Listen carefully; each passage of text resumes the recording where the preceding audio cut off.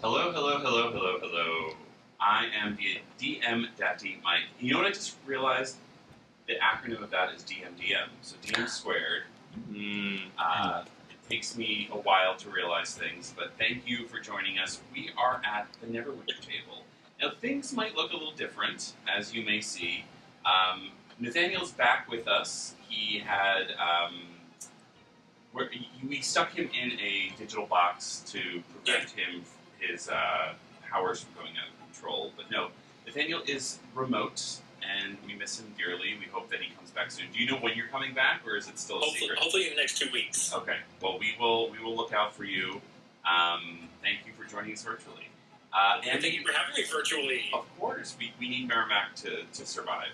And then Andy is out being a gay little boy, as it's gay summer, as it usually is. So we are joined by Ahmed. Hi. Thank you for joining us. You got the twofer again this week. I did indeed. You got to play on Monday, just like Des did last week. So thank you for joining. Ahmed is not going to be playing Safina. He will be playing his old character, Khanjar, who did make an appearance in last session's episode. So I figured we could get a little backstory on her, get a little closure maybe of her character, and see what other trouble she'll get up to. But yes, we're back in Neverwinter. Last we left these boys, they finally reunited with Malik. Mm-hmm. Malik had been transported by Khanjar. My man. Your man. My man. That we discovered goes by he, him. Yes. We confirmed. And Khanjar was the transporter. She had been palling around with Malik for the last couple of months, as he promised to get it. So long as she got him home to Neverwinter, he would help with her severance from fate. Only he could do that as a not, right? Sorry, I forgot something that happened last time too. Yes. Okay. But that reunion was cut short as the being known as Halcyon captured Malik and took him to the Cairn Brotherhood's outpost near Mount Hotnow, the active volcano outside of Neverwinter. The group, along with Zamir, fought valiantly, but were not able to defeat Halcyon as he kept blasting them with holy rays, and they managed to escape with both the Loom and Malik safe and sound, but Mount Hotnow was but just kind of closed off from the public with a radiant barrier. Khanjar had been incapacitated along with our poor buddy Merrimack, as he had saved Neverwinter a couple of weeks ago from the Tarask attack by utilizing his lich powers connected with the power of the plane of Earth to encase the Tarask above the chasm. So these two were recuperating at the now established well-hung Lantern Inn. They were under the impression that a person had been captured by the Cairn Brotherhood. You all had figured out that the Cairn Brotherhood is looking to reconstitute Mount Celestia. Mount Celestia, for whatever reason, had fallen many centuries, millennia ago, and they are looking for humans or beings, mortals that have the soul of the missing gods.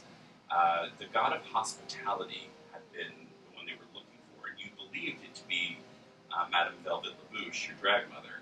It turns out it was not. It was the proprietor of the Hanging Lantern Inn, Brannick Deepdraft, who had been captured and mysteriously taken by the Cairn Brotherhood. And as things were getting dicey, Malik decided to make a decision, which was severing everyone from fate, which normally would be a very dangerous thing for a single individual, but he made something happen where he took everyone's disparate threads and tied them together into a mini divine lattice. So Khanjar, along with the Ho.e.s of Neverwinter, as well as House Labouche, and the other members of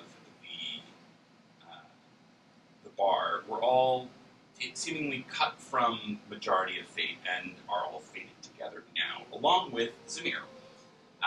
You're all able to kind of move about and kind of move freely, but the gods don't see you as easily as they once did. But as this victory was short-lived, an old woman made her way into the bar, and it is the humanoid form of the Morrigan, an ancient hag from millennia ago, who Zephyriel and Harlow had encountered on their world tour.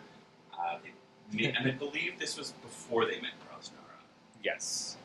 So The Bongo Lady. the Bongo Lady. Yeah, I don't think she knows who that is. No, Yeah. she doesn't. But you had made a deal with her to destroy the gods. Yes. But yes, that is where we left these boys last time. These they thems. But before we get into it, we're going to do our typical icebreaker that we do to get into character. Ahmed, we'll have you go last, just because people don't know Khanjar very well. Yeah. But I'd like us all to go around the table and tell us which Broadway show or musical would your character be in, would they star in, and what role would they play in said musical? Who would like to start? Well, Miss Krasnara already knows, because she was well inspired by the Kinky Boots. Yes. Lola. But I'd also, the other kind of vision I have for her is singing My Strongest Suit from Ida. Okay. It's just a big fashion montage. She's using disguised self into another gown, into a bodice, into a corset. That's it. And standing O's every night. Oh, yeah, obviously. Basically. Who's next? I think Zeph wants to be in like an edgy musical, but I do see him as like the main girl in a Notebook musical, like a very sappy like When Is My Love Coming kind of musical for sure. I love that. Yeah, he's a bit of a romantic. Yeah. Merrimack, which musical would you be in? I think Merrimack has two at present. One is a really gentle off-Broadway revival of A Year with Frog and Toad. We're keeping it natural. We're keeping it open. Swamp. And then the other is a big-budget solo revival of the recent Idina Menzel flop Redwood. Because Merrimack could, you know what I mean? So, those two. Ooh. All right. Now, before we get into Khanjar's pick, could you just give us like a general personality and description of her? Because I've talked about her in this group a bit, but you will now be embodying her tonight. Sure. Khanjar is haughty and prickly and kind of a loner. And over the course of her campaign, came to understand, I should say, the value of Friendship. relationships, at least, that were reliable other people to accomplish whatever it is that she's invested in. And she also is, understands now that, just being a petty thief isn't really worth a life. But that doesn't make her any less steely and brash. She knows how to survive on the streets. if Yeah. She needs to. So that being said, I think, ironically, she would be the witch in Into the Woods. despite the Okay. fact that she's a witch hunter. But I that see that seems, for her. yeah, characteristically aligned. But does she know all the words? Oh, absolutely. Of Are you course. kidding? Yeah. All right. Well, we are going to start this session role-playing with a little bit of a rewind. Where Khanjar, up until this point, had been traveling throughout Faerun hunting hags, hunting witches. It has been her life's journey to eliminate them from the face of reality. On her journey, some of you had met her. She had encountered Malik, your partner, and agreed to help him get home. She, during her life, had been severed from fate, which is like I said before, a very deadly, painful process that eats away at one's psyche over time. So she was desperate to be reconnected. Malik, being the shrewd negotiator, said, as long as you get me home to my partner, to my house, I will reconnect you with fate. Upon entering, you had been mainly traveling by your flying horse, Mori. who is a nightmare, like an actual like fire nightmare horse that she had tamed many years ago. And yeah, you were attacked by Halcyon. It was kind of an unseen force that knocked you off your horse. Say that 5 times fast. And I'd like you to role play because you are in a state of flux. What is Khanjar thinking about as she's unconscious? What is she picturing? What dream is she having? Is it a nightmare? Is it a ideal dream? She's probably. She said she had just had her fate thread restored. This is what she's experiencing unconscious next to Merrimack, who's snoring loudly. What does she experience prior to being reconnected to being connected? What does that dream look like? Oh, I see.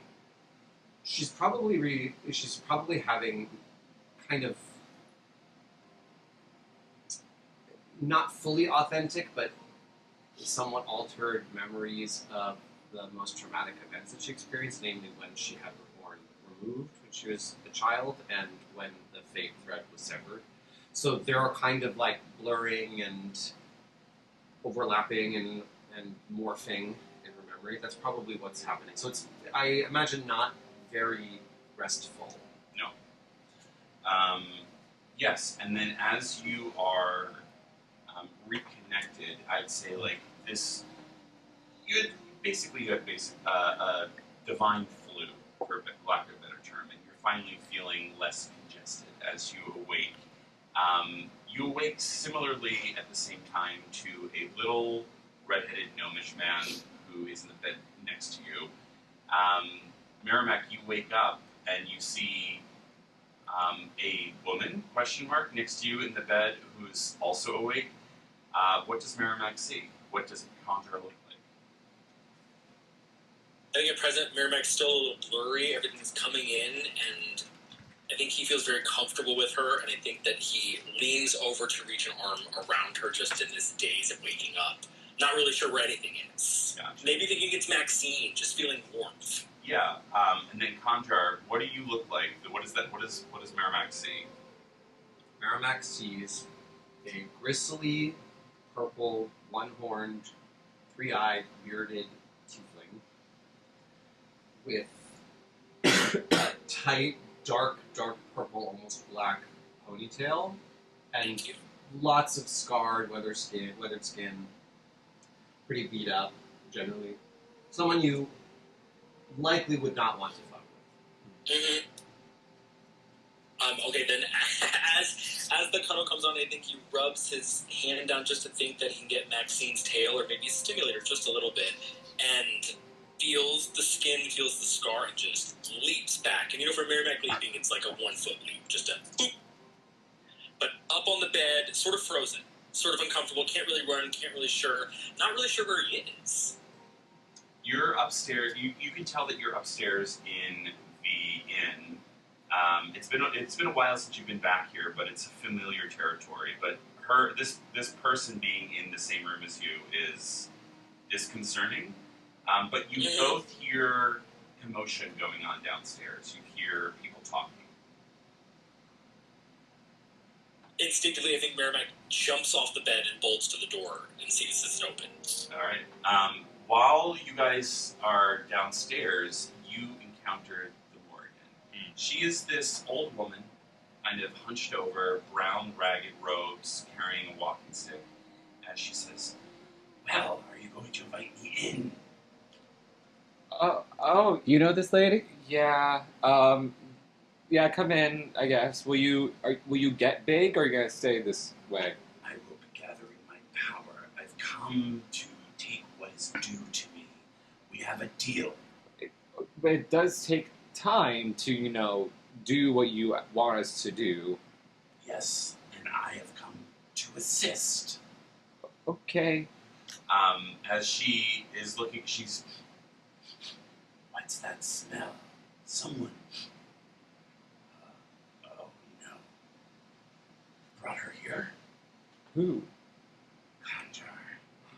As she looks upstairs, and Khanjar, you instantly feel that preternatural sense of a hag is nearby. What do you want to do? This little gnomish man was in bed, touched you, and ran downstairs. Did I see him go? Yeah. How far did he get? Probably about 10, 15 feet. If you didn't like try and grab him or something like that. Okay. What's the lighting like? It's probably late day, dim light. The curtain's been drawn and there's a candle on the counter. So she's going to telepathically message this little gnomish man and just yell "stop" at you as she throws one of her psychic blades and teleports in front of him and has her hand, like she's giving you a sign, and then she's going to hide, which would be a minimum 22 stealth roll. Yes, And then she's going to slowly start to make her way downstairs until she can see down.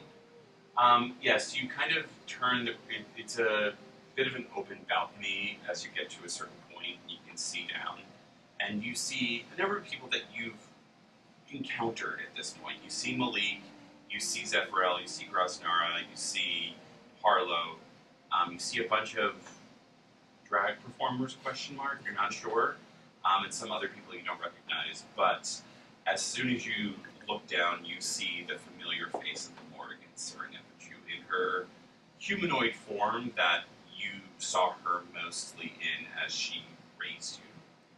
What would you like to do?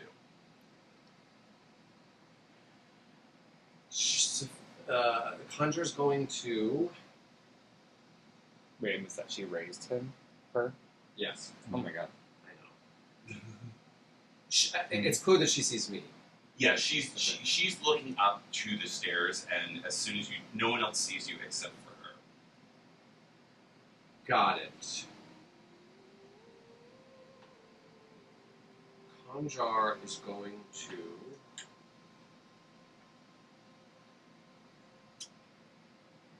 She's going to summon 2 psychic blades that just float next to her, and then psychically message the Morrigan saying, "Pretty bold of you to just show up like this. I did not know you were here. If you'd like to help in my endeavor, please do. If not, stay out of my way." That depends. What are you doing here? As you guys don't hear this, but as she does this, you see the Morrigan just kind of turn her hand, and Harlow is just wrapped and held in the air as he's just in extreme pain. And she is talking out loud, but you can tell she's talking to someone else that she's looking at. She says, "I've come to kill the gods. I either get the help I need, or I take what is owed to me," as she squeezes Harlow even further. Whoa, we didn't say we weren't going to help you. We said we need some time. Can you calm down? She's not looking at you, she's looking up the stairs. And I'd say with both your passive perceptions, she's not talking to you. Okay. Grasnara's going to take out the big mother chucker. Yeah. She swings it, slams it down on the ground, and she says, "Wait a goddamn minute. You are in my house. You will play by our rules, and also, do you need a drink?" What do you have? We got everything. Your thorn root. Well, we could find it. It requires 1 dead frog. Well, I think, don't we have that druid upstairs? Can he make us a frog?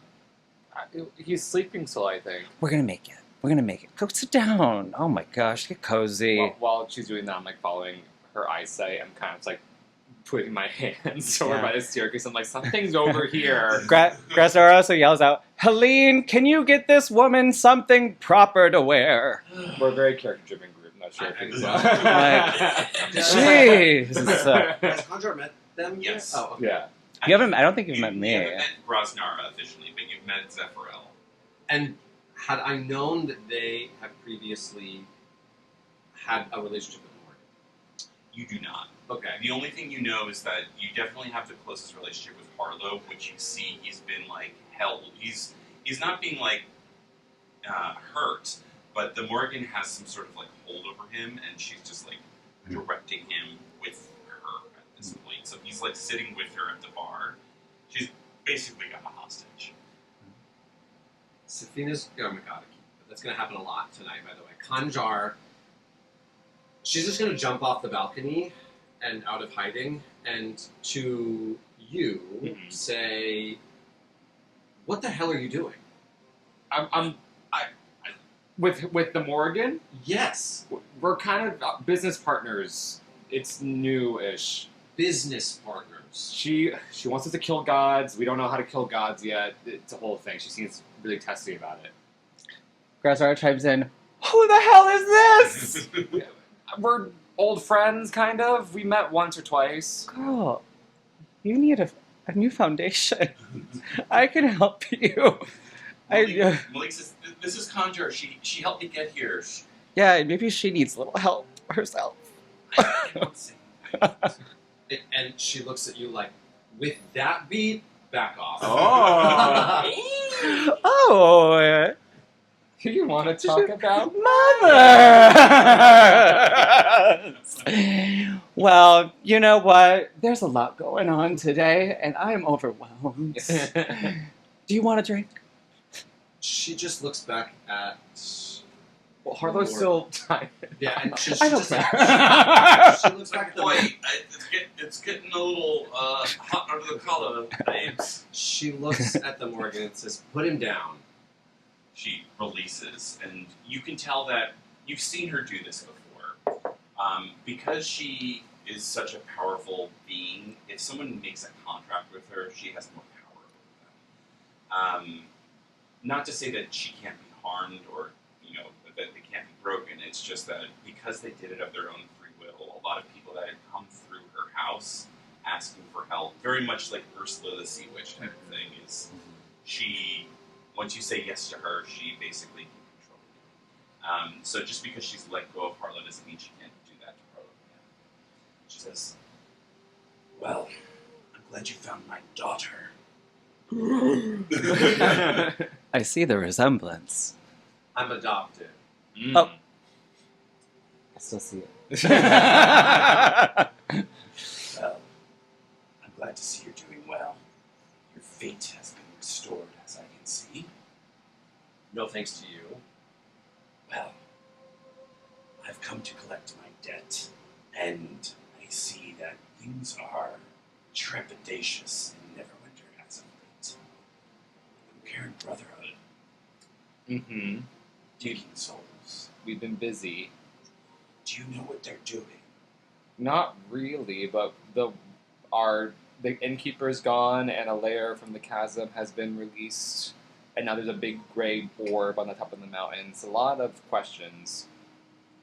She says under her breath, but you can all kind of hear it. She says, "I guess it's true, as above, so below. Right. I think you're all owed at least a bit of explanation, mostly from my daughter." And she sits you all down. She explains she's a being of an ancient being of chaos. She came here millennia ago, floating through the astral sea looking for victims to feast upon.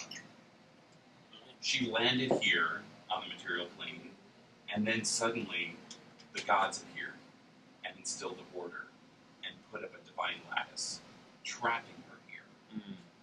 And she's been wanting to leave ever since.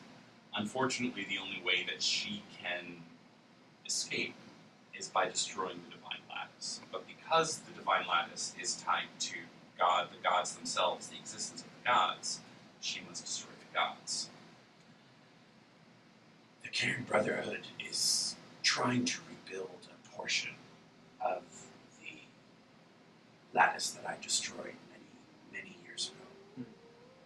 If they reconstitute Mount Celestia, I will be trapped here, as will all of you. Beings harvested by gods forever. Okay.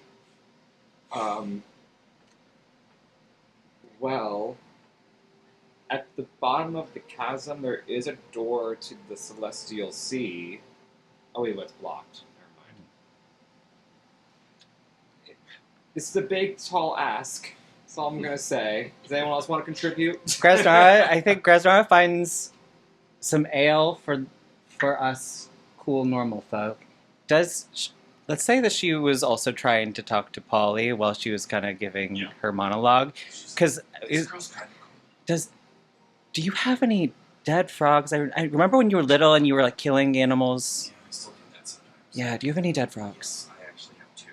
Okay, cool. I think I just gotta put it in some juice. So Okay, yeah. The whole thing. yeah, sorry. I'll get you another one. I need it for my act later. Okay. Well, I'm gonna give it to this creepy old lady. Oh. Okay, and so now that we're all a little settled, is it really all that bad to be trapped here? I mean, it's kind of nice. I mean, we've always lived here, right? So why are you mad? I don't live here, and I don't want to live here. Why not? trapped. I cannot express myself. I'm disconnected from my full being.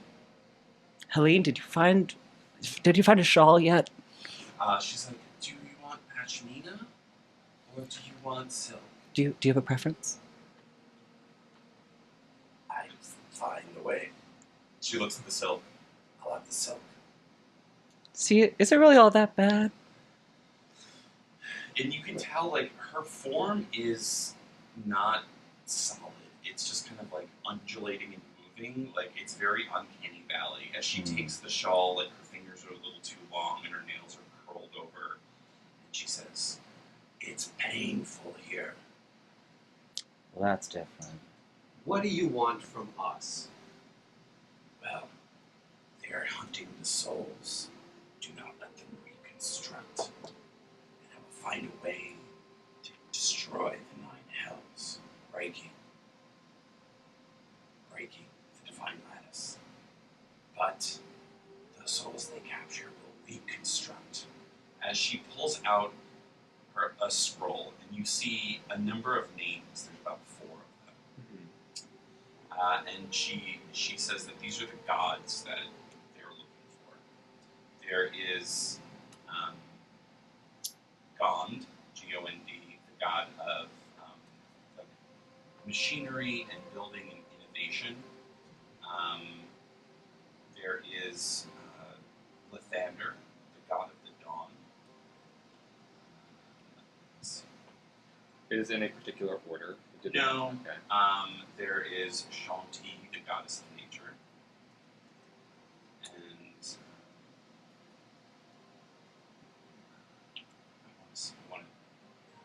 Oli Damara. Oli Damara is the god of revelry, music, and wine, and also rogues. These 4 are the gods that she knew that she had destroyed when she destroyed Mount Celestia. So these are the souls that the Kieran Brotherhood will be looking for. She believes that at least the god Gond is somewhere in this city. Okay. So this cult is more of an above table clarification. This cult is trying to find children of these gods basically to take their place because they're gone, to rebuild the Olympus basically. Yeah. So there's a belief that you get the idea that the Brotherhood is trying to recreate Mount Olympus essentially because they believe that they are Mount Olympus because they're mostly Goliath. I see. The Goliath believe that they are the broken boulders of the original mountain that have fallen to this plane by way of the Morrigan. And as the mountain is healing, the chasm is healing. Correct. Okay. Miss Morgan, does that mean we have to kill them? If you could kill the Brotherhood, yes, that would be helpful. Even the hot one?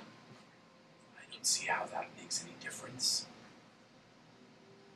Is that the one we fought moments ago? Mount Knight, Mr. Nice. Oh, Mr. Nice. Hmm. Yeah. Well, I don't know. So, the goal is to find these children of the gods before they do, basically. Correct. Okay. Yes. Is there a time limit to this, or just like a perfect? Before they do. Okay. As she looks at you, she's like, "Boy, come here." Yes. And she's like, "May I?" As she's reaching for your skull. Oh no. Will you will you give it back? I cannot guarantee. Okay. Well, we're buddies. I'll. Fine. She holds it and she looks into the skull and she starts pulling the vivifer out. And you see it just kind of like floating around her and just kind of like merging with her. As she's like, an infinite source. She looks at you and you see her eyes now finally, and they're green with a black spiral. I feel like I've seen those eyes before. And she hands the skull back. So you've met me. Maybe. Oh. Wait. Wait. Maybe. Have I? Did Gresnara see that eye when there was the hunger of Hadar? Yeah. Does she recognize that? Have you talked about the God Eater openly with the group, you think? In passing, maybe. I'd say make a wisdom check or an intelligence check. Like in one of my rambles. Yeah.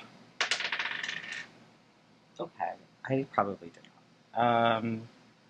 The Martian Celestial Sea. Yeah, I got a...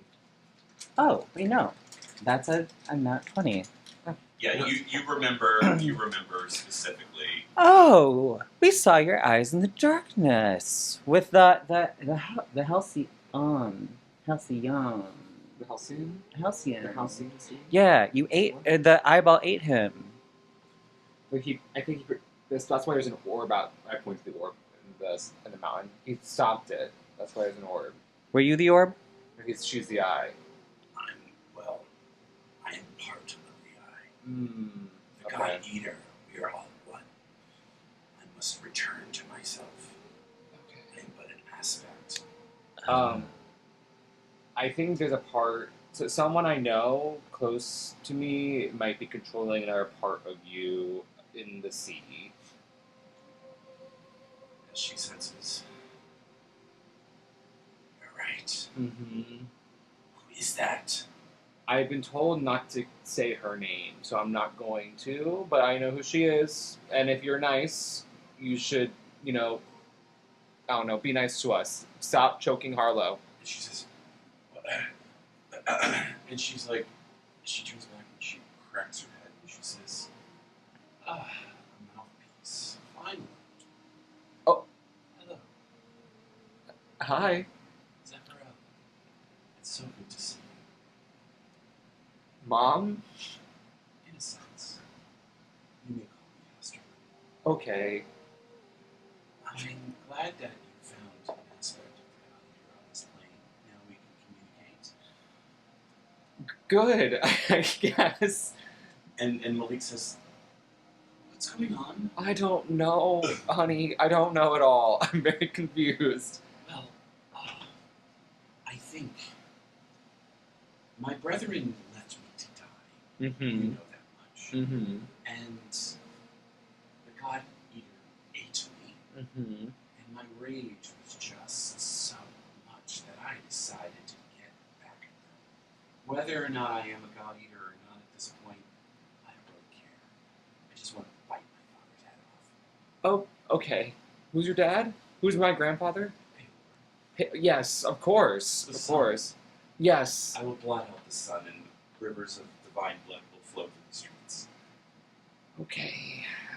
So you align with the Morrigan's intentions then. You want the gods to die. Morrigan is a small being in comparison to my divine power. The goddess of starlight watches you constantly. Your fortunes are tied with me. Okay. Okay. What what about my fate then? I cut off my fate. Does that still align with And yours? she's like, "You're right. How did you do that?" My boyfriend, partner. He just holds your hand, very hot, heartstopper, and you see like the little leaf goes by. Yeah. And Link says, "Boyfriend." Yeah. She says, "Ooh, not right." What's happening? This is centuries. Ah, so I'm in trouble. Where is my? As she snaps her fingers, I'd say Merrimack, make a wisdom saving throw for me, please. God. Is Merrimack still upstairs? No, Merrimack has been in spider form, very small on the wall right next to you, listening, just sort of splat, but still in spider form. And you said wisdom? Wisdom. Wisdom. We got a 16. She Oh, snaps. 24, excuse me, a 24. Ooh. She tries to pull you closer, and you resist, but she pops you out of your spider form as you plop down on the ground. Ugh. She says, "The severance is not what I expected. A worshipper, or the blood of a worshipper of mine. Oh. I sense your faith in me." Merrimack can't hear the voice of Plotline. So could you speak up just a little bit? Okay. Voice of Plotline? She says, a worshipper of mine, a former worshipper, or part of your family worshipped me? Please tell me more. I don't know. I'm hoping that you can tell me more. I've been listening to everything from this wall, and you said a name that means more than anything to me, and I'm still looking for answers. You're telling me that my family worshipped you? Ah, yes, the Asterlins. Ding, ding, ding, ding, ding. You see lights fall from your Med's head. Yes, yes. You are, That's the name I've seen. That's what I've been told. your, You knew my family. your family worshipped me, and I hope that you can still worship me. Give me my power. Sure, absolutely, yes. Make a deception check. Yeah.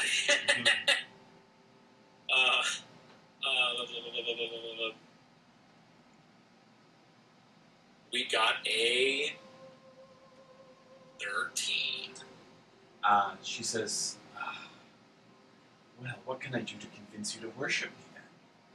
As Tell me she, about my family. well, as she says, come closer, little one. He does, and his little booted feet just sort of inch ever so closely because he can't help it. Then the extended claw hand of the Morrigan reaches out and kind of grasps you. And then at this point, you get this sense, this deep connection with every single gnome that you've ever been related to. Oh my God, Cerebro! You see every single mirror breaker and extended family member, and you know where they are. You know where your second cousin is. You know where your older sister is. You know where your uncle is. Your parents have passed. And there's a lot of family just all over the place. I mean, hopefully Merrimack is just hovering off the ground, tears streaming down his face with no words. As she looks and she says, what is that in you? As you're shocked back as Thurston Fool takes control of you, I need you to make another wisdom saving throw with disadvantage. Okay. With disadvantage, you said? Yes. Okay, well, 10 and 13. She says, disgusting! She throws you against the wall. You are going to take... Not disgusting. 12 points of bludgeoning damage. Oh my God. That's so rude. As Madame Velvet says, not the new wall, we just put that up! The Morrigan then kind of wrestles back her body and she says, what was that? My mom. The God Eater's been corrupted. So are you a god eater as well? Are you like that your cousin or? I'm an aspect of the God Eater. Okay. Part of it. I am it. It is a me. So cousin. Cousin. So I can kind of control god eaters indirectly. So does that mean that we're related, or I'm your master? She does this with her hand as she cuts it down, and you see just blue vinegar just dripping out. Oh, right. This is me. You are me. We are all gods. God eaters. Okay, so Chaos incarnate. be nicer to us then. We are on equal playing fields here, okay? She seals it back up. Killing gods is my purpose. Hey, it sounds like my mom is on the same goal path as you are, so we're for it. Morgan turns to you and says, "Can you sever me?" As you look at her fate thread, and it is longer and more frayed than you've noticed, she is still part of the Divine Lattice.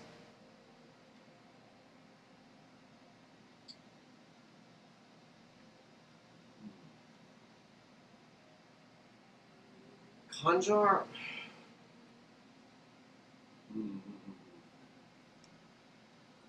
She. Khanjar's like. I know what happens. You severed my thread, and I know what happens to people without one. Do you expect me to let you turn into something like that here? I cannot be seen by the gods any longer. My thread is too strong for me. I'm too weak. I would try to steal the power, but I need help. She turns to you. She says, "What the hell is going on?" I'm as lost as you are. I learned that she's kind of my cousin just now. What happened to her? Who's your mother? Is that what it was? Yeah. Who's your mom? Yeah, so I kind of like look around. It's like, okay, so I'm not really allowed to say it anymore because everyone doesn't like when I drop her name.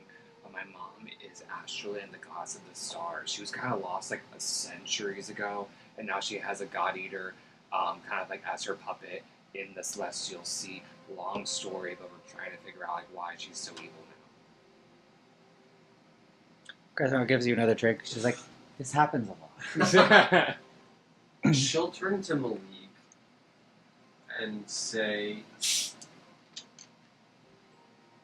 "These threads are yours. What do you think I should do?" Gives it a think, and he says, "I've been thinking about this a little bit. I mean, the Divine Lattice has always been here, but it's because that's what we were told.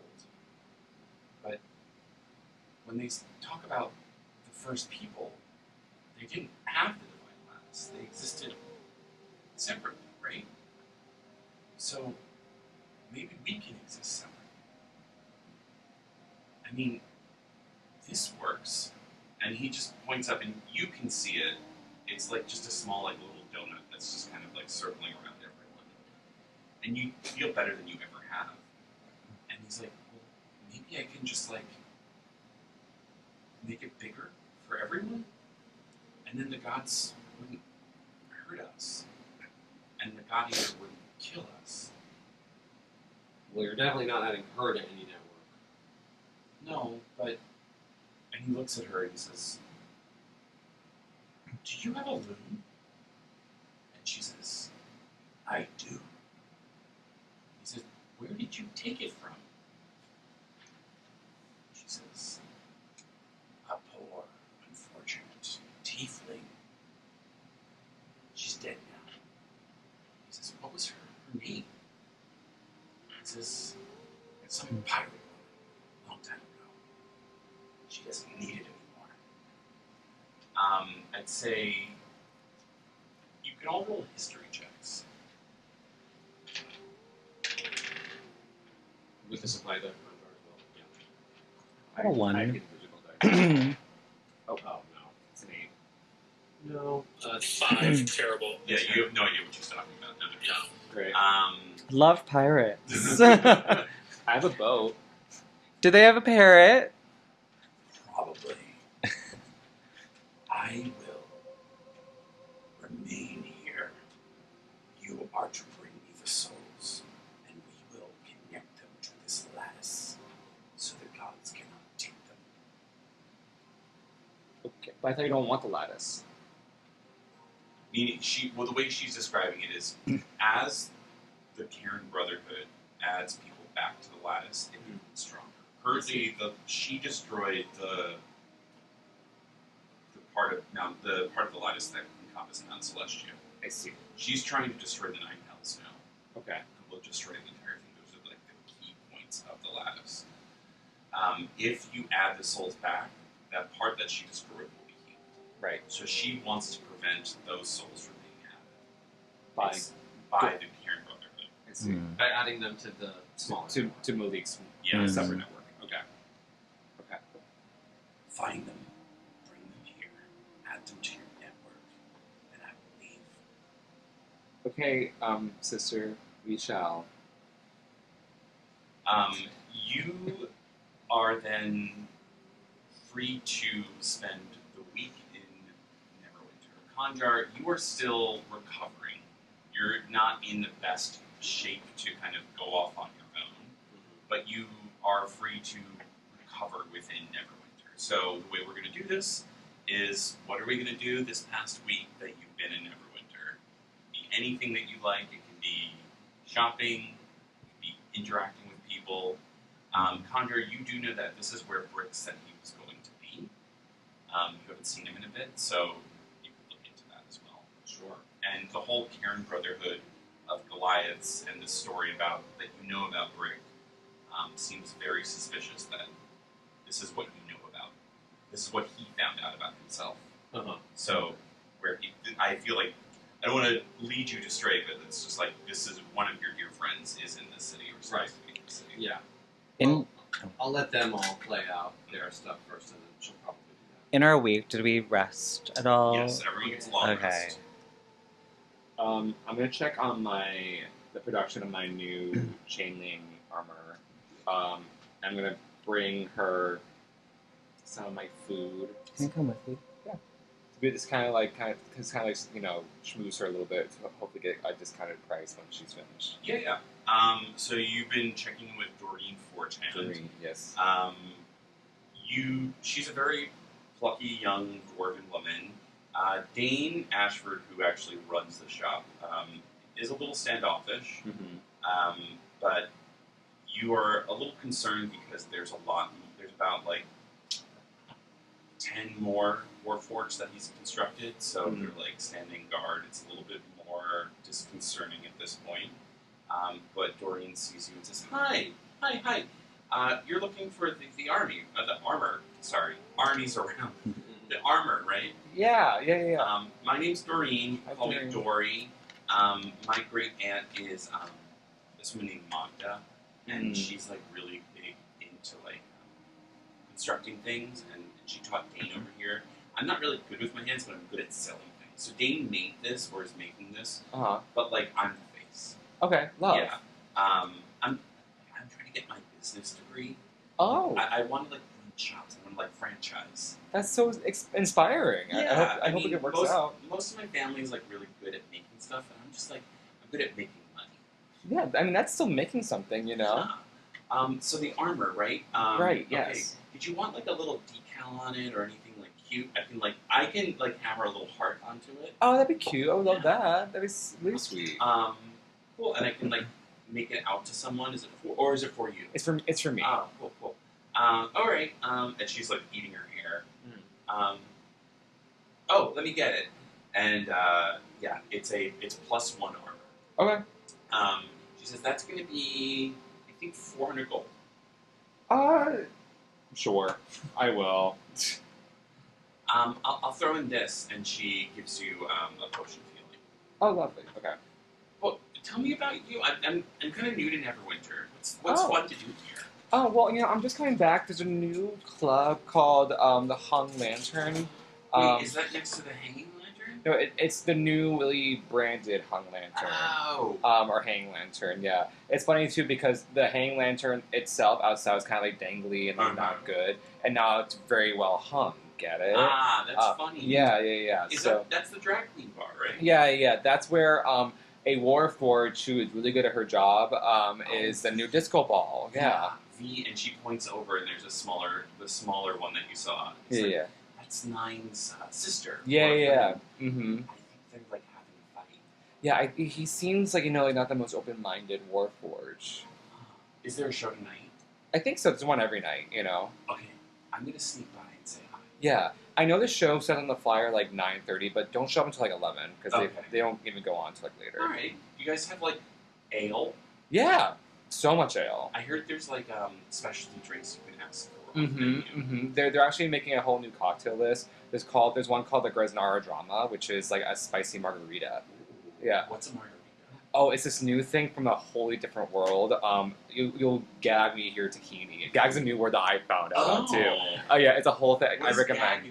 Did I come with you? If you want it. Oh yeah, by the way, it's like someone's like towering over me. So mostly because I want to do something with you afterwards and more like hang out because it's been a long week and I think you seem like you need to be socialized. Yeah. But Gresnara was over in the corner and she heard gagging. Gag. Yeah. Oh, Gresnara, can you tell her what gagging means again? Oh my god. when you are just... When the tea is so sickening that you are just gagging on it. Bad tea? Like, child, I am, what is that phrase again? Oh. Deceased? I'm deceased. I'm gagging, queen. Do you need you need the Heimlich?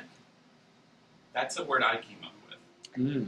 Maybe you need to be socialized, too. I do. I spend most of my time with, and you see just like this very ruggedly handsome man, like, working on, like, Oh, and who's your friend? That's Dane. He's kind of a loner.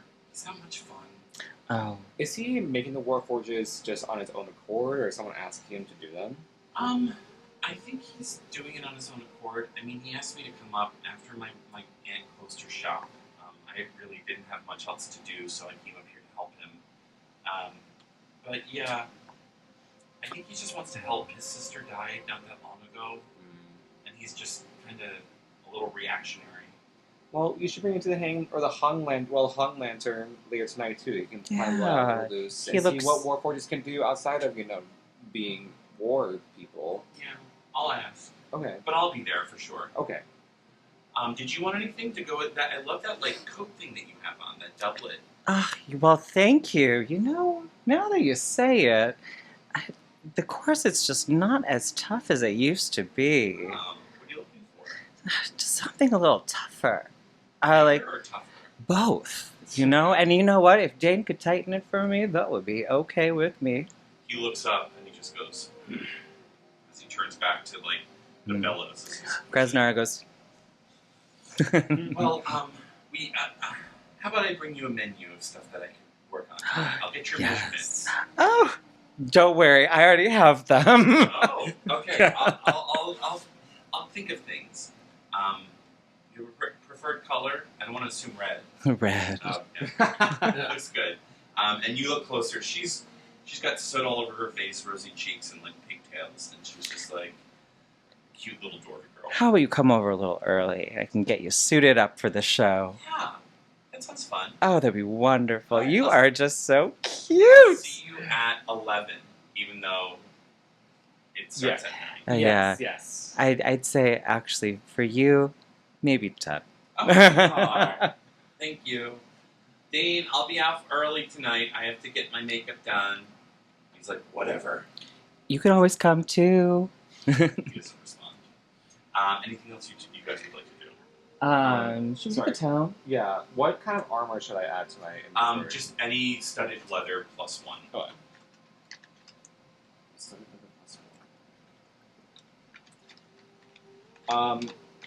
What do you want to do? I got what I wanted. Listen, Zephyro, we've been traveling a while, Mm-hmm. and you know I love you. You're like a son to me in some ways. But every time you speak, it's really weird. Well, as you know, like, I mean, you're not my mom, you are my mother, but, like, you know, my mom's, like, actually in the part of this, the Celestial Sea and everything, and it's been a long time. I can see what you mean. And as your mother, I think it's time to show you a good time and just show you how cool people do it. Okay. And so I think they're gonna like. They're like I think it's like they're gonna, like, shopping montage. have like a little like key. They're Okay. gonna go out. They're gonna bounce around. Is there like a place that they can get a cocktail? That's not the Hung Lantern. Like somewhere that's like like a fun little Yeah. speakeasy. yeah. Yeah, make an investigation check. Are you inviting your friends as well, or is it just the? I think it's just the two of us today. Yeah. I only got a 4 for my investigation check. Yeah. There is the Moonstone Mask. It is less of a bar and more of like a potion shop that people. It's turned into a bit of a coffee shop too. So it's Okay. this weird little like half elf woman who just makes concoctions. It's kind of like one part hookah bar, one part coffee shop, and she Mhm. just pours these mixtures in, and things happen to you. Mhm. Have you been on drugs? Is the blue liquid a drug? Do you have anything hard? Yeah, I got something. My name's Ho.e.s. Ho.e.s. with 3 S's. Stress. Yes. Here, and she Mhm. pours this black liquid. It's very like poopy, like almost oil-like, as it drips into this like chamber as it just smokes up. I need you both to make a Constitution saving throw, please. Okay. Couldn't use the cast. And 17. 8. 8. Zephyr, you fall on your back and Great. you start convulsing. Good. In your mind, you are having the best day ever. Malik's made you soup. You have a really long scarf for some reason. Your feet are 12 times bigger than they typically are. But Gresnar, you just see him like foaming at the mouth and just convulsing. Am I concerned? You tell me. Gresnara rolls her eyes and she says, "We try one drink. That's not even that's just the primer. Can I? Do you have something that'll help him out?" Yeah, as she just like pours this like clear liquid all over him, and it's just like smelling salts, and he comes back. How do you like that? Oh, it was like a dream. Yeah. Can I do some more? Wow. Do you have do you have something for a starter? Let's cut it, and she just like cuts it into smaller bits and drips it in. And you two have a lovely afternoon, just kind of huffing this black smoke. Yeah. Great. So tell me, what is your darkest fear? Oh, you know, I started this journey, trying to get a cure for my parents' disease. I don't even know where they are now. So hopefully they're not dead. Do you ever wish you were with them again? No, I think my world's got a lot bigger since I left them. I just grew up in a very small, like, bar and town situation. I'm, like, weird at this point. So I'm like, it's just been a lot. And I have a new mom and a new mom and everything. I do want to save them. Don't get me wrong. Listen, you do what you need to do. I've come so far. I used to live in the mountains, in a war tribe, but listen, it's so much better now. You find your own way, and I'm proud I'm of gay you. now. I'm gonna marry Malik. We gotta talk about that, dude, because you can't just tell people you love them right away. But he hasn't said no. He hasn't said I love you back, but he hasn't said no. True. And then I pass out. And Grasnara just starts crying because she's so proud of him. Yes. Yeah, you guys have a lovely bonding session. I'd say you both get Dean inspiration that you can use to re-roll any D20. Yay! Nathaniel, what did Merrimack get up to this past week? Merrimack had an awful, awful week. He was so changed and disturbed by the sort of cerebro connections with his family. So number one, he's avoided Zephyral because he's going through this deep shame cycle. All of the things that he did in the Southern Route are starting to hit him.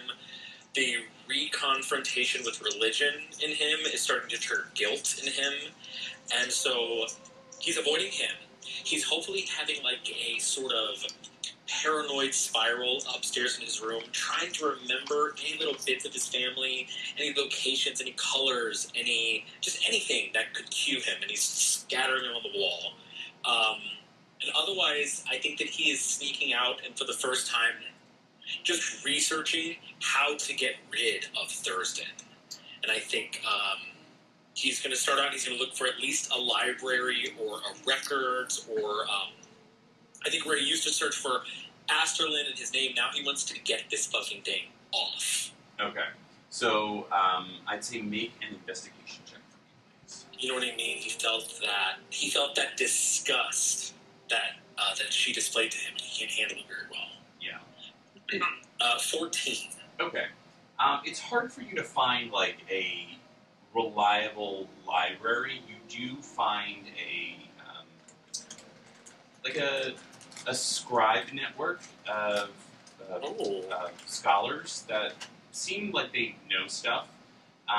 But as I'd say, would you try to connect with them? It's like a small I think little so. caravan. I think in a much more aggressive, panicked way than he normally would. All right, make a persuasion check with disadvantage. Oh God. Okay, first one is 11. Second one is 7. Yeah, you scare off these scholars. They're like, "What is going on? Please leave us alone."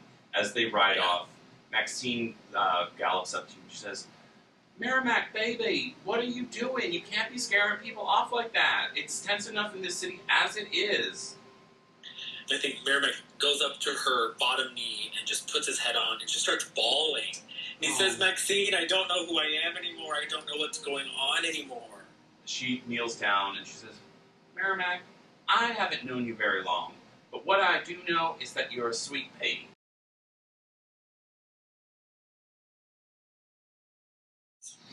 All right, we're back. Sorry about the technical difficulties. We want to be able to record this for you all and to get you guys to see it. So sorry about that.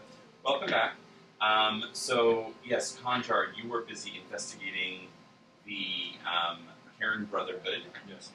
You were able to at least see that they are stalking throughout the town, kind of being stopped by some of the lesser Warforged. These Warforged, you've encountered them here and there, like actual Warforged, but these ones do not have blue blood.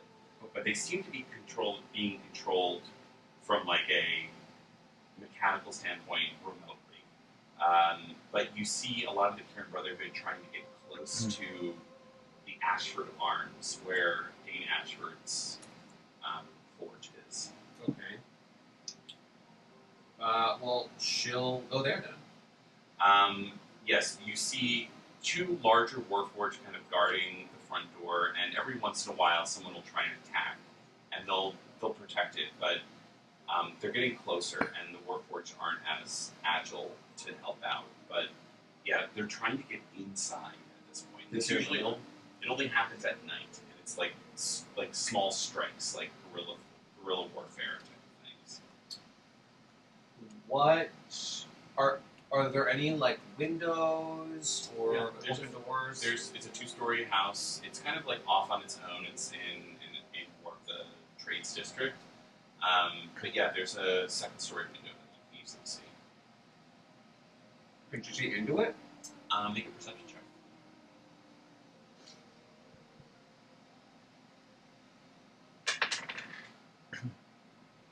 24. Yeah, you can see Dane looking outside, as well as a Warforged, a smaller Warforged with a very big head.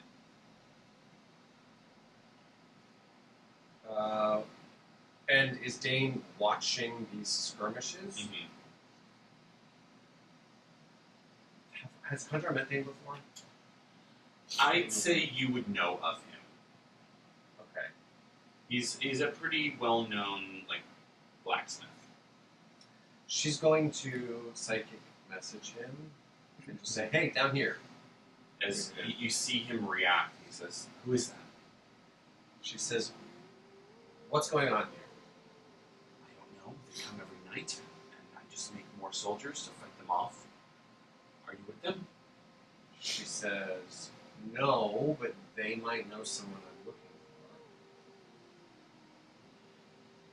for. Come by my shop tomorrow. They don't attack me. She nods and waits until Edward goes back.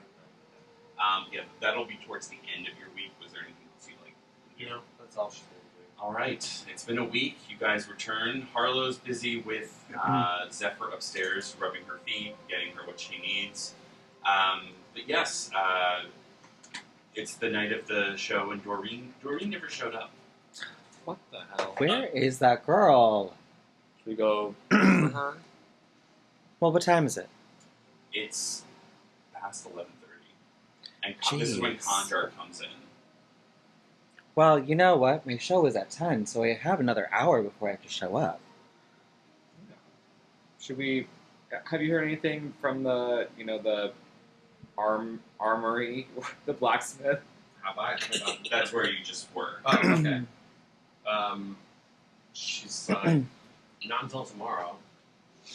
What do you mean until tomorrow? I don't know. What's going on tomorrow? Daytime safety, I suppose. Are you seeing that man? What? Why do you care? Because he's hot, and I saw him first.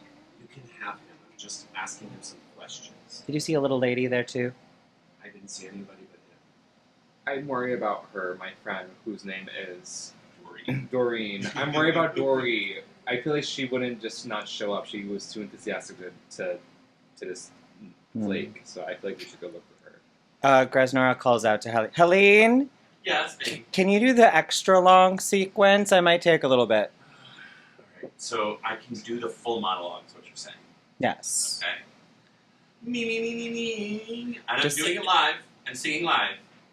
Fine. I'm practicing. I got my throat done. Oh. Well, yes. I believe in you. I'll be back, and I will catch the very tail end of it. Well, that's what they call me, the tail end. Well, you do give good tail. There's 4 people in the bar right now, and 2 of them are fighting with each other in the back. Like, the audience is very sparse right now. Do we know? Do they look like they're They're regulars. they're regulars? Okay, I pull them up, and I by the colors. And I say, "You better tip her well. Fine. Pay Fine. attention." And they go back to their seats. You want to come? She's like, I was just there, but okay. It's good for you. Get some steps in. Merrimack, where are you during this? Standing in the corner, puffy-eyed, and watching Zephyro like a hawk. Merrimack, come on. We're doing a little mission. Gresnora walks up, and she's like, "Come Yeah. on, I'll carry you if you want." You can bring Maxine, your girlfriend, I think. Would you carry me? Yeah, Okay. come on. You want Puppies? uppies? Maxine's Okay, like, then. I'm going to stay here. I'm going to tip the girls. Okay, We Maxine. love you, Maxine. Bye, I Maxine. still can't believe that she's a horse. I also want to say canonically, I do not consider you as I'm walking out of the doorway. Does he hit his head? I tell you, Merrimack, make a dexterity saving throw. Stop it. Oh, you are extra tall. I am 7 feet tall. I am the door. Yeah, 3. Yeah, you hit your head. Oh, So now he has the bump from the horse and now a second bump. You have to take 4 bludgeoning damage. Yeah. Oh, Merrimack, at least you don't look like her. Yeah, so we're going to... That sounds a little mean this session. Am I like, do I have the shakes from smoking the black Yes. liquid? Okay. Do I have the shakes? Yeah. It's a little pissy. I'm a little pissed off. A little on edge. all right. My girl. Oh, why are they so much bigger than me? Hey. These are the Karen Brotherhood. I like the pigtail guy. Actually, it's... Yeah. And then Khanjar, you're over there, and Merrimack. Someone's going to have to control Merrimack. Daniel, unfortunately, you can't see the board right now, but That's right. I can pull the switch. yeah. So where are we coming in? I'd say you're coming in from over here. Ooh.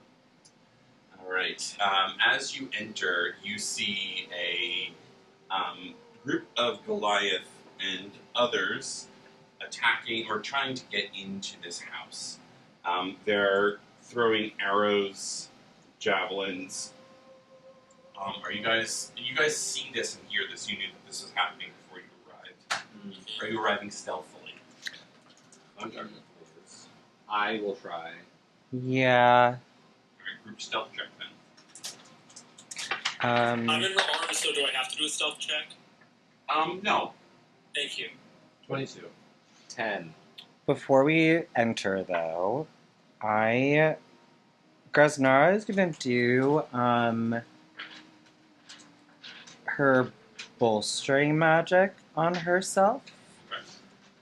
Okay. For the next 10 minutes, a creature. You can touch one creature, it can be yourself, and confer one of the following benefits of your choice. For 10 minutes, the creature can roll a d3 whenever making an attack roll or ability check and add it. And so that is what I'm going to do. Right. And I have disadvantage on stealth checks. It's so big. It's either going to be a 10. Oh, wait, it's either going to be a 13 or a 14. The two of you have failed, along with Merrimack. Khanjar, you know that these fools are just going to get in your way, so you definitely get away from them. But they see the three of you and say, "Halt! Who goes there?" Hi! It's us. We're just a couple ladies. Oh, well, I'm a he, him. Well, I'm one. We're here to seduce that man. I'm looking for my friend Dory. Go home. This does not concern you. I think it does. Have you seen this man? He is hot, and I will seduce him. They seem pretty perturbed. They're not backing down, but you see that they've stopped their attack. And what would you guys like to do? You're from the people on the mountain, right? Correct. Well, I kind of nudge Chris. I was like, as an Asimar, I command you to stop doing the bad thing that you are doing. Make a persuasion check. Sure. I'm very persuasive. Hold on. Ooh, 25. They stop and they look. They're like, "Asimar." Mm-hmm. Get him? I'd like you all to roll initiative. Okay. Damn it. They still don't see me, yes? That is correct. Great. 23. 6. I have a 14. You'd love to tell 3. people things. I love your sharing. I thought it would help. Krasnar, what'd you get? I got a 13. Khanjar. 23. Merrimack, what'd you get? 3. 3. And Zephyr 6.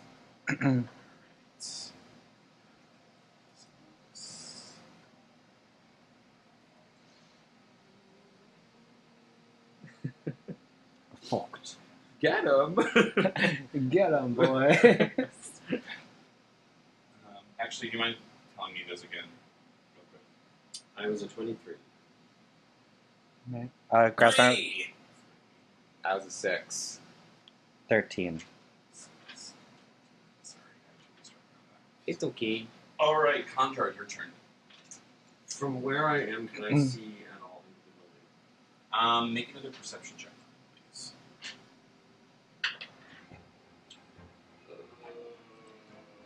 19. Yes, you can see into the building. You see that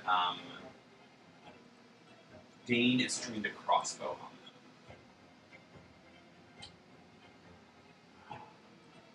all of the Warforged have been like dismantled and like thrown to the side. And how far away am I from that window? I'd say probably about 30 feet.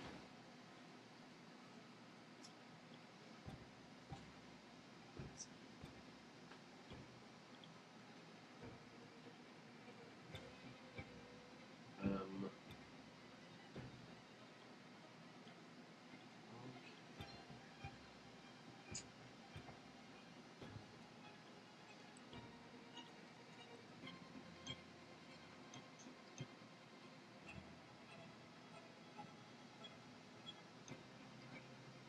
um,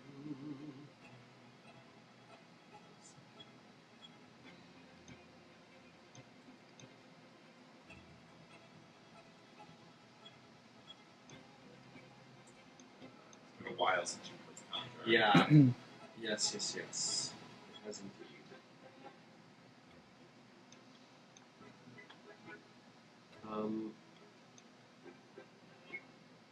Okay, she's gonna try something. So, sorry, where is the window? It's probably about like right there, like right above the forge. Okay.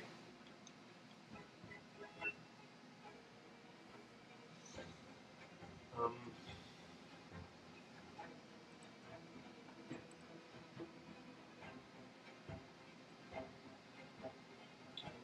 Khanjar is going to. Oh, she's not. All right. One. So she's basically just gonna. So it's only 10 feet. So she's just gonna teleport to the other side of this, Okay. and then like go up and next to the window, and then just stay there and watch. Okay. That's her. That being said, Krasnara, you're up next. Okay. She is going Okay. to. Do they look like a burly bunch to her? Or is, Burly, yeah. like they look a little more like. Okay. She is going to use her adrenaline rush for her bonus action, which is going to take the. As a bonus action, you can take the dash action. She's going to dash up over here. How far apart are all of these guys? They're all within 5 feet of each Wonderful. So wait, is that 20 feet total, or? other. Yeah. Okay. And then she is going to use her.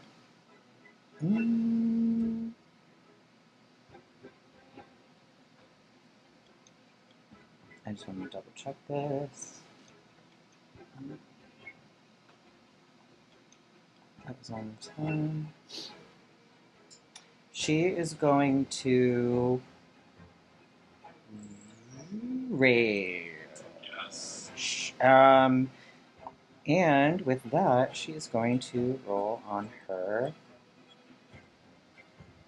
barbarian table. So I'm Oh. trying to find my thing. Big wall. Time to hit. Not the big ball yet. Yeah. Okay. So when she rages, she has the big Mother Tucker, which charms people. And that is a 7. And with a 7, a shimmering magical runway extends from beneath your feet until your rage ends. The ground within 15 feet of you is difficult terrain for your enemies. Whenever an enemy enters the area for the first time on a turn, it takes 1d force damage. And she is just going to start laughing, and she says, "Time to get this show started!" And charms everyone around her.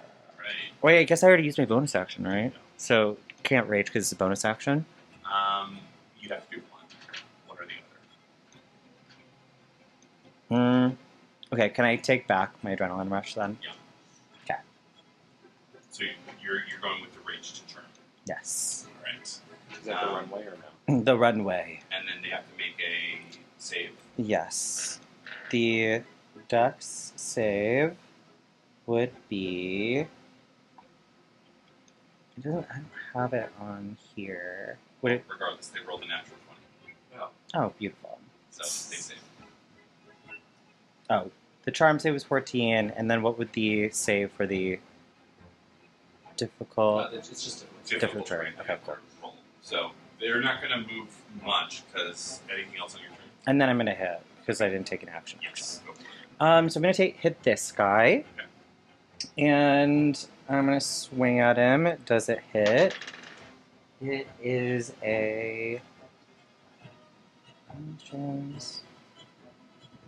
13. Miss. Yeah, and then she's gonna swing again. And I'm just gonna try on here. Does a 15 hit? It's not. Dang. Okay. Alright, it's their turn now. They're all going to go at once. These are all going to be attacks against you. Wonderful. Alright. 23 to hit. Did they? Because they all started their turn. Yeah. In my area, did they all take 1d force damage? 1d4 force damage. I will do that. Mm-hmm. And do they have disadvantage because they're on difficult terrain? Yes, they would. But that was still a hit, basically. Yeah, so- They're all going to take 4 damage. So that was the first hit, and then the next one is going to try and hit you. Disadvantage. Natural 20. Jeez. God, those dice. Third one is going to try and hit at a 12. That's going to miss. And the last one's going to try and hit 27, so that's going to hit. So that's 3 hits. Technically, I'm going to double the damage on one, so technically 4 hits. Ooh. So you're going to take 15 plus 11 plus 12 plus 15. So 26 plus 12 plus 15, and then cut it in half. Cut it in half, but then you're going to take some radiant damage as well. Wonderful. So you're going to take 10 plus 8 plus 12 plus 7.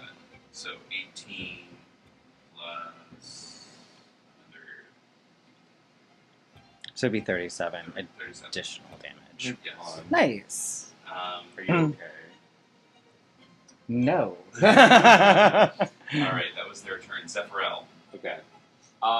I had a plan, but then I saw all that happen, so I'm just going to cast Fireball, and I'm going to do it where it just misses Grosnar. Okay. They had to make a dex save. All right. Let's see if they succeed. That was almost a 1. They got 21, a 20, a 19, and a 7. So 1 failed. Okay. They take half damage, I'm assuming. Mhm. Whoa! So it's 20 total, so everyone takes 10 except for that one guy. Alright. Describe what this ball of fire looks like. It's not as glamorous as my one from last week, but it still has that Azula, I think she's slipping kind of energy of Yeah. just like, and then like, still like blue fire, and I think Zephyro, gendered, he is throwing the fireball. It's coming from his eyes. Maybe there's a hint of green in it now, with after discovering how the green eyes connect to him, and is aiming. Realizes that it's like about to hit Grazar and goes, and like it like nudges it a little bit further away, and so just misses Graznara. And then let me see if I can do anything bonus action wise. Alright, you're up next.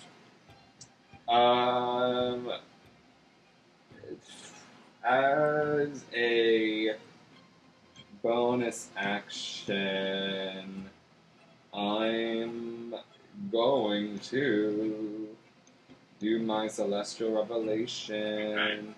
and it's going to. Are they resistant to necroticness? There's one way to find out. Okay. Well, I'm gonna do the necrotic shroud, where my eyes briefly become pools of darkness, and flightless wings sprout from my back temporarily.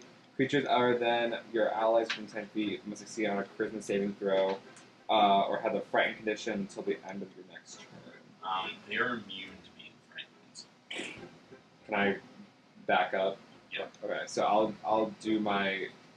Are they resistant to radiant damage? There's another way to find out. Okay, so instead of that, instead of going dark, I'll go light, and then I tap into my inner radiance, which is searing light temporarily radiates from my eyes and mouth.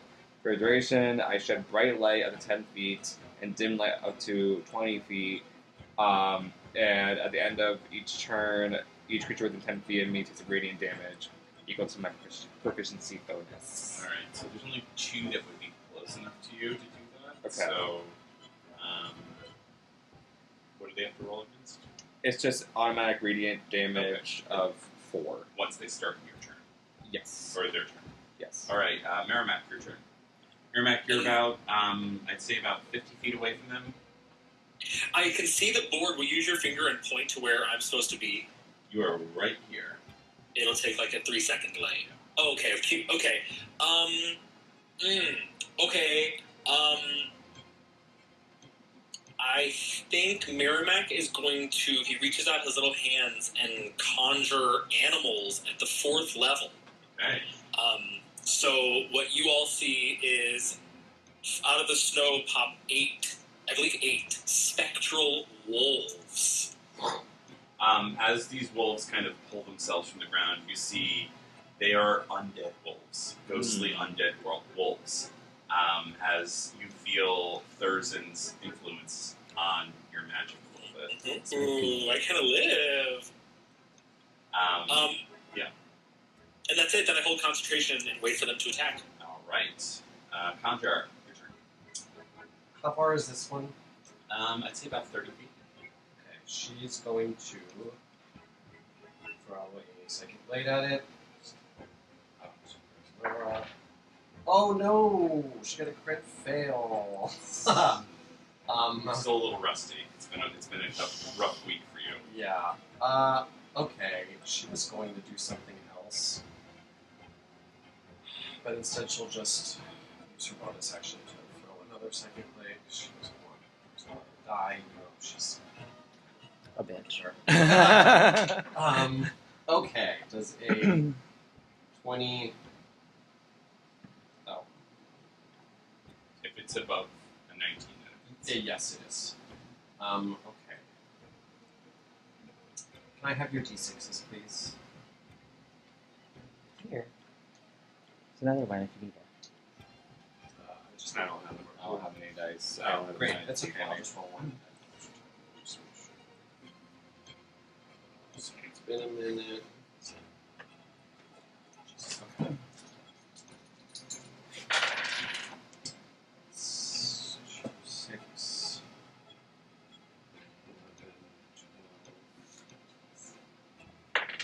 11, 12, 13.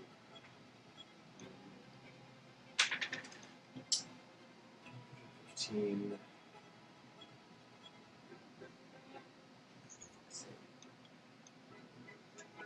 20, 21 psychic damage. Okay. What does this look like? Oh, wait a minute. Sorry, I'm still hidden, right? Yeah. I have advantage on my first Oh, yeah. attack. So, okay. It's still above a 10. Can that just have been my regular Yeah, action no. attack? Okay, great. So, 21 damage. That hits. Great. 21 psychic damage. So, just from the shadows, you see this, like, purple bolt come flying into this guy's head as his, like, eyes roll back into his brain. He's not dead, right? No. Okay.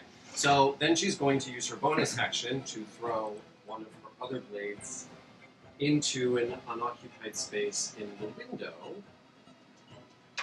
Oh, now I get an 8. That's so annoying. Okay, she just teleports behind Dane Okay. and then says, "What are they doing here?" He'll say, They keep trying to take Dory. Okay, what do I see around me? You are in what looks to be a bedroom. There is a barred door. You see Dane with a crossbow. You see a warforged that is shorter than you with a giant head, and you see another door that is locked and barred as well. Okay, and no No Dory window. in territory. No. All right, then she's just going to join him next to the window. Raznara. Okay, so because it's difficult terrain, do I get advantage on them That's a good question. if I'm trying to hit I don't them? think so. I think it just affects their movements. Yeah. Okay. And all right, she took damage, so she's still raged. She is going to adrenaline rush. Use the dash, but only go a little bit. And just kind of go over here. Would this trigger an opportunity attack? Yes, it will. So she's not going to do that. She's just gonna swing at this bitch. Okay, do it. Okay, first one. Does a 16 hit? It does not. I am rolling so bad. Does a 28 hit? It does. Yay! Okay.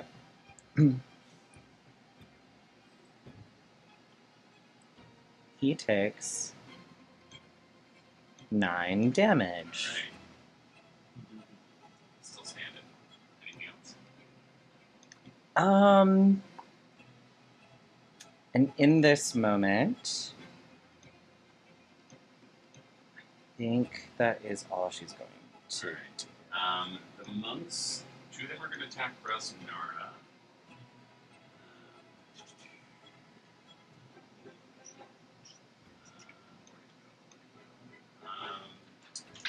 They're going to attack with their. So that's going to be a 22 to hit. That hits. And another 22 to hit. So those are 2 hits. 13 and 7 damage. Okay. So 20 damage total. Cut in half. And then 11 radiant damage. Cool. The other She two are gonna- is so down.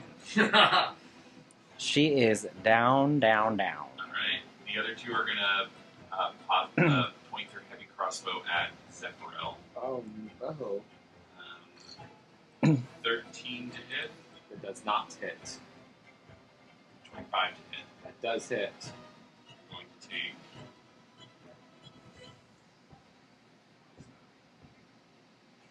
12 piercing damage. Can I hellish rebuke whoever did that to me? Did they take their 1d4 damage?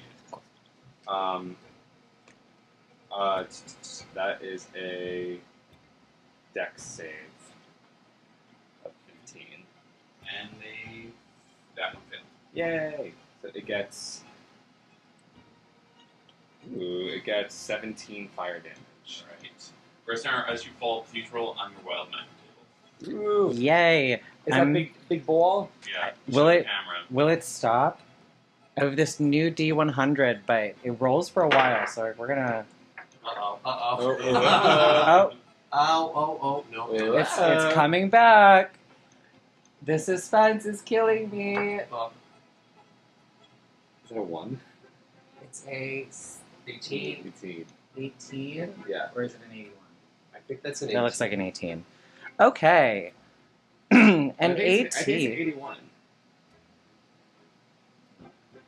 That's an 81. Okay, great. 81. 81. Yeah. 81. Velvet curtain appears over a nearby doorway, and it's just gonna pop up right here.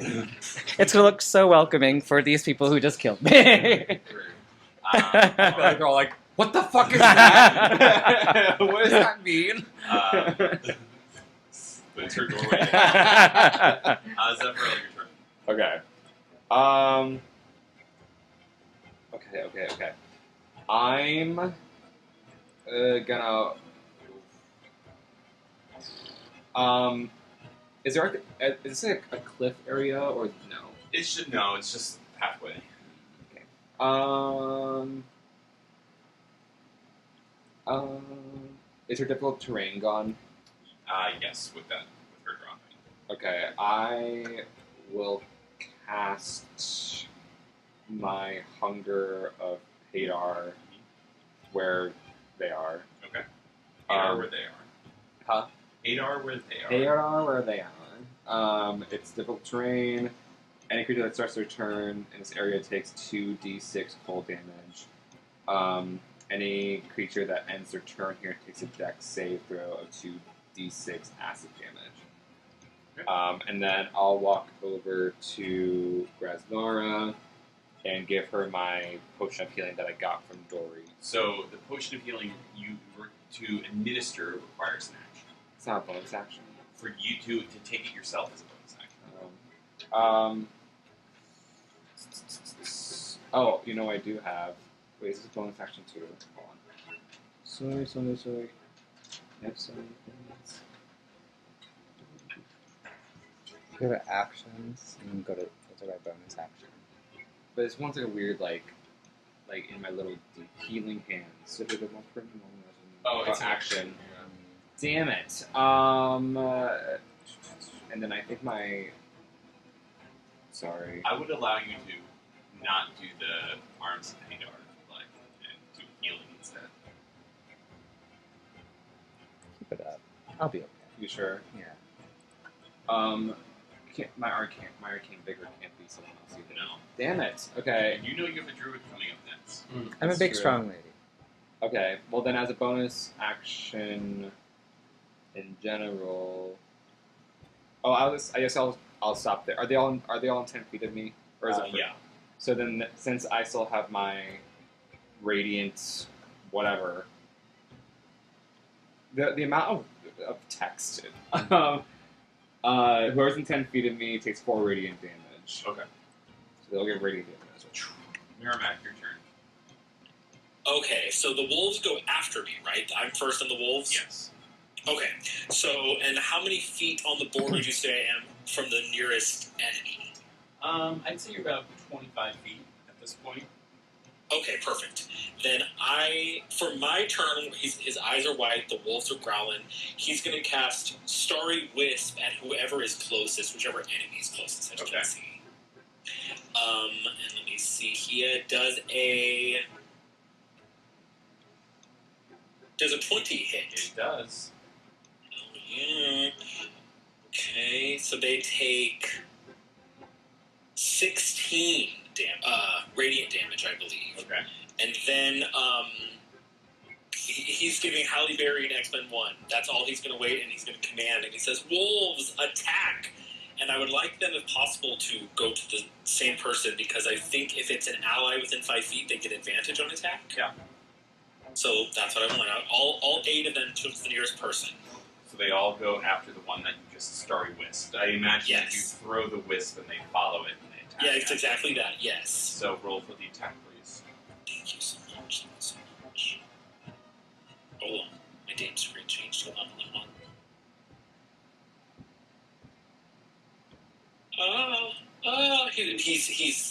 He's whirling the hand while he finds the spell again. I think it's 2d8. Okay. So 1, 2, 9. That's just one attack, or is that all of them together? Well, no, that's just one attack. So again and again and again. Yeah. So that's 1. So that's 8 plus 9 Okay. plus 6. So are you keeping track of this math? Yeah. Plus 12. Okay. Getting there. We're getting there. Plus 4. plus 10 I would in like the you to, final. Well, I'd like you to describe the kill. Yeah, okay, so they're just spiritually just ripping him apart, Yeah, ripping him big apart, boy. ripping him apart. And as he's ripped apart, all of the wolves get a big smile, and while I'm still wide-eyed, I get a big smile too. The other two wolves, after they killed it, they did the last two on the one next to him. So another 8, and what was that final one you did? 6. I think the last one was 10. Let me pull up the Oh list. yeah, it was 10. Right. Yeah, 10. All right. Right back to Khanjar. So the wolves are next to this one? Yes. And is the window open? It's slightly open. Yeah, it's open because he was treating his crossbow out. Got it. Okay. Then she's just gonna flip over it and then attack this guy.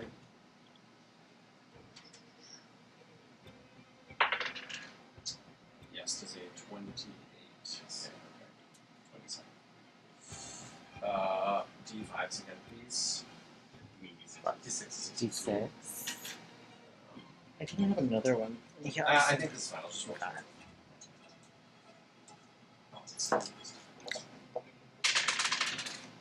5, 11, 12.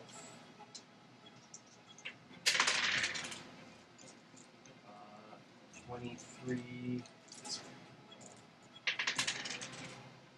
Wow, 28. 33 psychic damage on this guy.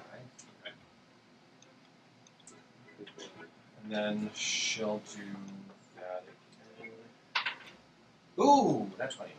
Ooh. Unfortunately, her sneak attack was already used up. So I'll allow you to use it on this one. are you sure? Yeah. Okay. I think Do you want another? I have another one. fine. This one will be 6. Reroll that one. It's not- Oh, yeah.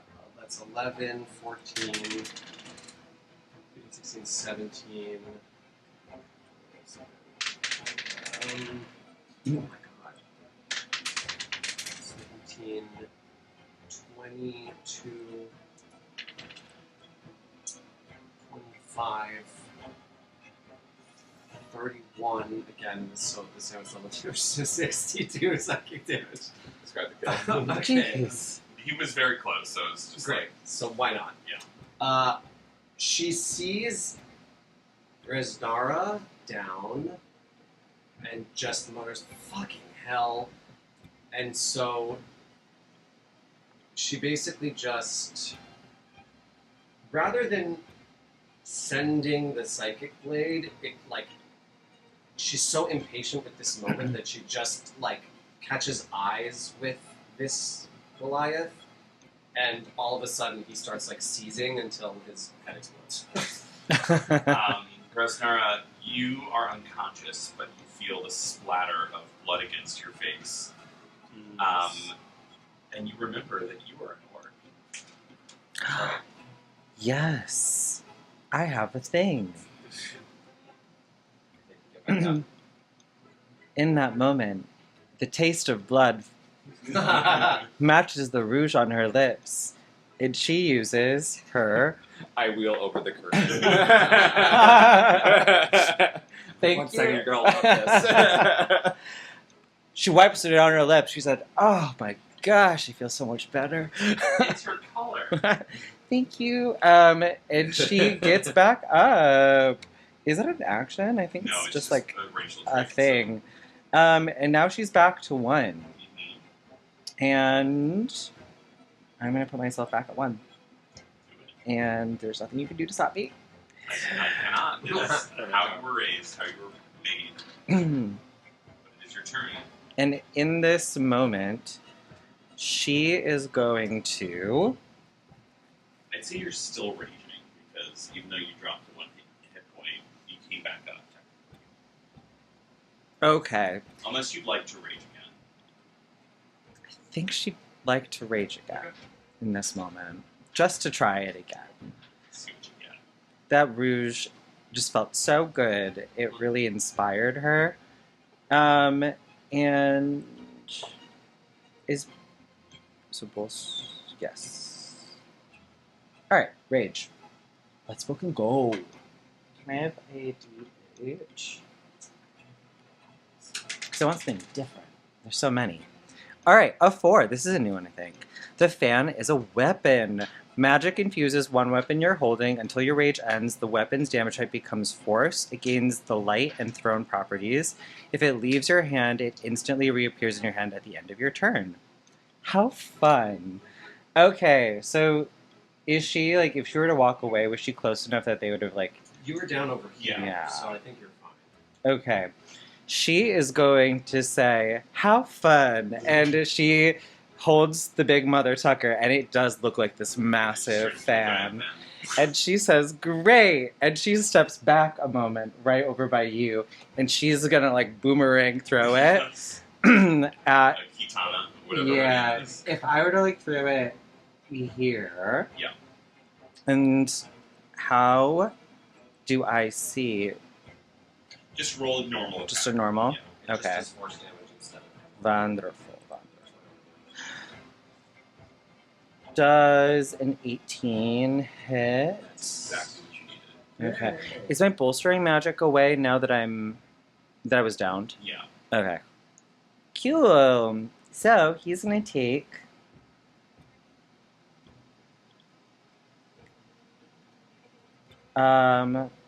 16 damage. Right. Anything else? Can she multi-attack with a throw? Yeah. She can? Yeah, it's Oh, just your normal It weapon. comes back, and she's gonna twirl around and whip it back at him. It does a yay 29 hit. Yes, it does. Okay, now we're back in business, and that is going to be a 10. Okay. Up next is Zephyrel. Oh no, up next is Monks, sorry. They are going to... First one is going to...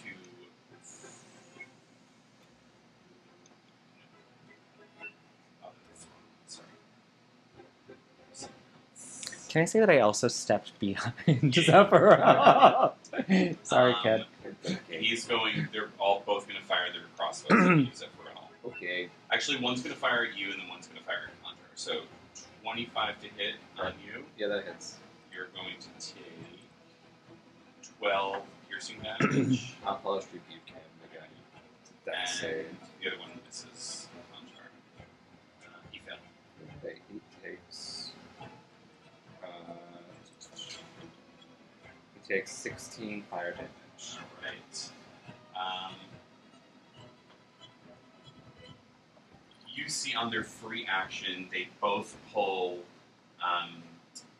vials of red liquid from their coats, and they toss them at the house as they crack, as the entire side of the house just catches on fire. All right, Zephyr, your turn. Oh, good. Do I see Dory in the house? You do not. I'm gonna. Which do they look bad? Do they look like on the verge of death? The monks. Yeah. Not particularly. Maybe a little bit. I'm going to cast suggestion Okay. on the one that looks like more of a leader. Okay. Which is a wisdom saving throw. It's gonna say it is. I'm assuming he's gonna fail with 12. He does fail. So I'm gonna suggest. Oh hey, wait, I don't want to use that anymore. Kill your lackey, and then I had 25 words, and then walk out of Neverwinter and never come back. Okay. Anything else? And forget Dory. Okay. Hmm. Merrimack, your turn. How many are standing now? Just 2. Oh, well, okay. One Eldritch Blast for each of them. Can I hit him in clear view from where I am? Yeah, you can easily hit both. Thank God, thank God. Okay, does does an 8 hit on one? Does not. No, it does not. No, of course it doesn't. Okay, so that was out of the left hand, and the other one out of the right hand. Oh God, does a 9 hit? No, it does not. Okay, well then he's gonna go, fuck, and then point his fingers forward, and then the wolves 8 will split 4 on one and 4 on the What other, about the wolves? and they all get advantage. Okay. Oh, did they take the Hunger of Hadar damage? No, they're spectral. The Or do you- Oh, No, this- the- yes. my little boys. What is it? The 2d6, right? It's yes. Okay, so on the first guy, we got. Let's do some math. Well, you have to see if they hit first. Oh, sorry. I'm so sorry. Nathaniel. Sorry. I'm sorry. That's number 1. And D&D. I was ready. Did you roll your d6? Oh, sorry. 2d6. Do this. Well, there's like 2 parts to it. Just want to see. Well, they start their turn in it. They automatically get 2d6 cold damage, and they end their turn in it. They take a dex save throw or take 2d6 acid damage. And see if they fail that save.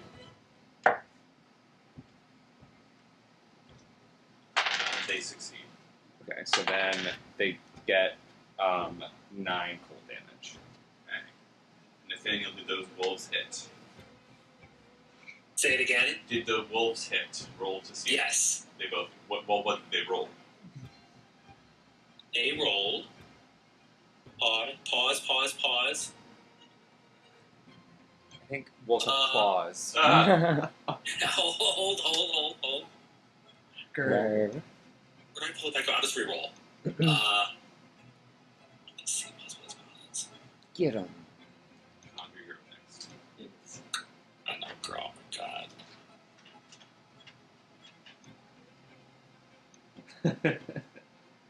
I'm literally looking wherever it went. Everybody just rolling attack for the wolves? Yeah. Mm-hmm. Just roll a d20 and add your spell DC. Should be at the top of your spells. Say that again, I can't hear you. Roll your spell DC. My spell DC. It's like What the hell is that? it's at the top of your spell list. It should be like near your little blue. The spell attack. Spell attack. Actually, I can look it up Oh my God, I see it. Yeah. Wow, that's Ooh. new.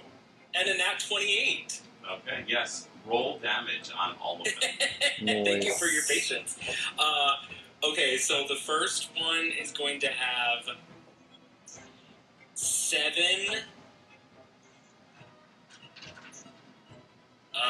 plus 14. Waiting for my little screen to come back. Okay, 7 plus 14 plus 9 plus 5. So that's what the first guy gets. That's... That's 28. That's 28. Okay, that's for the first. And the second gets... Let's see, here we go. 7. That's chomp 1. Plus 9. That's chomp 2. Plus chompity chomp number 3 on this dude. This is plus 8 again. And then the final chomp, chomp, is 11. So the second person gets 35. They are not looking good, but they're both still standing. Damn. At the beginning of the turn, at least a third of the house has been overtaken by fire. You, Khanjar, you see inside the window that Dane is unlocking one of the doors. Through that, he has opened up, and you see Dory behind the door. She's in some sort of like safe room closet as he's trying to get her out. It's your turn. She will use her 6 swords to yell at Merrimack and say, while pointing at the fire, "Druid, make it rain or something." And then she's going to throw a psychic at this guy. Actually, the wolves are next one. Great. 21. Yeah, it's really the other attack too. Oh, yeah. So they Also 21. yeah, okay, they both hit. Great. Can I have your d6? I just Yes. chose mine. I'll just roll them. I have to. One. 5, 10, 11. So that's a 6, I guess. 17. And then. Plus 4 is 21. 6 is 27 psychic damage on this one. Okay. She'll just throw them both at the same one. So then the second one is just a d4. Great. 10 additional psychic damage. Okay. Anything else? She will get between. Alright. Nara, your turn. Does there appear to be like a way to get in? Yeah, the curtain that you put up is still there on the front door. Okay, so I mean, would it be like an action to open the door and go in? And the hole in which they like the fire and whatnot is coming from. They just threw it on the house itself. Okay, The house so that- Okay. In that case, she's gonna go over, and she's gonna toss the big mother tucker, and it does a. Let's see. 29 hit. Okay, and then let's just do the damage. Does it? Sorry, what's that? 16, and let's say on him. 16 is not. No, Oh, just 16 damage. Yep, okay. And she's going to swing it again. Does a 23 hit. Yeah, it does. And it is going to be 11 damage. You knock him to the ground, but he's still standing. He's not moving. Yeah. And then she is going to, as a bonus action, the time has come. She takes a little bow and she says, "Thank you." And with her healing word, bonus action, she heals herself for 11 and she comes out of her rage. Okay. It's the monk's turn, and Can move on this way up. their turn, the one that you suggested pulls out a knife and just stabs it in the back of his friend's skull, killing him. Nice. As he just looks at all of you and just turns around and just walks away. Good. Yay. Yay! There's still a fire. What would you guys like to I do? got that. Do something about it, Druid. So, White eyes the wolves, and when each wolf goes away, they all give a "oh." So 8 of those in a row. And then another fountain eye, but instead of a tidal wave, Merrimack is going to build a wall of water feet above them, and like Breath of the Wild, angling the wall is sort of angling it directly over the house, and then down. The water just collapses down. You push out Dane, Dory, and Nine as they kind of flood out of the house. It's a little damaged, and they all come to. Dane says, "Thanks. They've been bothering us for a couple of nights now. I didn't know what they wanted, but they asked for Dory, and I'm not giving her up." She says, "I'm okay. Sorry I missed your show." Khanjar runs up. She says, "Oh, you're okay." He picks her up 'cause she's little, right? Yes. She loves the little ones. Thanks. She looks around. She's like, "So we can't stay here for a bit, right?" Dane says, "I'll get working on repairs." Nine says, "Do you have establishments for us to sleep at?" We do, but you're not gonna like it. Hard cut to. the middle of the drag show. What is Rasnara's number? I think she's bringing up Dory on stage, and she's gonna just do a fun little ditty. It's gonna be a little bit more sentimental. I'm thinking of what it would be. I think she's gonna sing a song Happy about Days Are Here Again or something like that. or don't tell me not to live, just say life's candy and the sun's a ball of butter. Make a performance check for me, please. Okay. Zephyral Malik asks you to meet him in his room. Okay. I don't shower or anything. I'm like, if I have nothing, just like wants to talk or something. 21. You get 12 gold. Yay! Dory at the end says, I don't know much about drag, but I do know that like there's houses and stuff. Am I your drag daughter? Not yet, but if you do good, you could be. All right. I think I want to. Dane, I'm gonna be a drag performer. He says, all right, just don't miss your day job. As he pulls you two aside, you and Khanjar, and he says, look, the Brotherhood wants Dory. I don't know what they want. I'm gonna keep building Warforged, but can you guys protect her here? Yeah, is she Asimar by chance? I think so. She's got this weird glow about her. Okay, that's probably why I want her. Long story. I've been told not to overshare, so I'm not going to overshare right now. Alright, well, I'll repair some of these things in return. Get some credit at Dean's armaments. And he looks at you and he says, are you Khanjar, right? Should not. Your buddy Brick was going down south, I think. He was concerned about someone that the Brotherhood was looking for. He was getting towards walking, I think. Do you know who? Someone associated with an Asamar that they're looking for, specifically. A young boy, I think his name is a Dawn Child. Just good So to know. you roll a history check with advantage.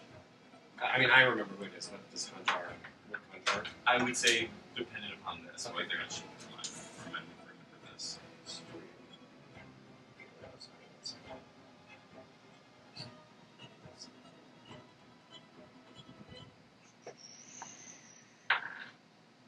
Yeah, 23. You knew of the Dawn Child. It's a boy named Soren, Okay. who lives in Any reason why he's looking for the Dawn Child? I mean, I think that's the first one that they knew about. He left not that long ago, but maybe lately. Yeah. He wasn't. From what I remember, they didn't really see eye to eye towards the end. Do you have any other news about what he thought about them or what happened between them? And the way Dane describes it is that Brick was initially really excited that there were other Goliaths that like were embracing this identity, and then Brother Nice started to say like, well, how do we reconstruct ourselves? And Brick was like, well, no, I don't want to reconstruct ourselves. We're fine the way they are, and that's where the conflict was. And Brick got a list of people that they were targeting to bring them back. I see. And the first one they discovered, because he was so well known, was the Dawn Child. Nice. So he left town a couple of weeks ago, and he hasn't heard from them since. The only reason he knows is that he stopped by his shop beforehand to get some bows and arrows, and some weapons, and his astral beetle was with him.